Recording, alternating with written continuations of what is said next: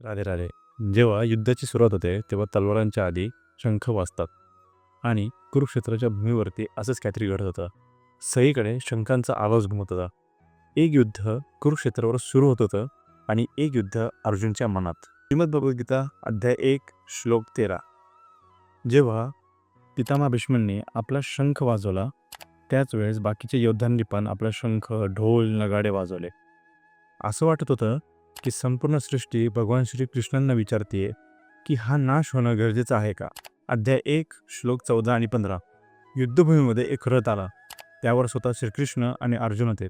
त्यांनी पण आपापले शंख वाजवले.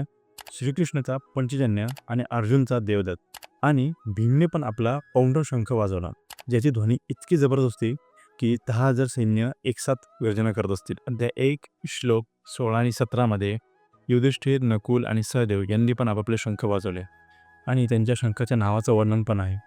युधिष्ठिरचं अनंत विजय, नकुलचं सुघोष आणि सहदेवचं मणिपुष्प. आणि ही नावे फक्त त्यांच्या शंखाची नावं नाहीत, तर हे त्यांचे नियत, त्यांची शक्ती आणि त्यांच्या चरित्राचं पण प्रतीक आहे. जेव्हा शंख वाजत होते तेव्हा कुरुक्षेत्राची धरती कापत होती. हे संकेत होते अर्जुनच्या मनात चाललेल्या युद्धाची.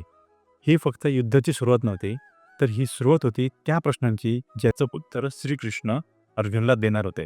जीवनात खूप वेळा असं होतं, बाहेर शंखासारखा जोरात आवाज चालू असतो, लोक टाळ्या वाजवतात, एक्सपेक्टेशन ठेवतात, पण आपण मात्र कन्फ्यूज असतो, कारण आपल्या मनात पण अर्जुनसारखे प्रश्न निर्माण होतात. तर बस आजसाठी एवढंच.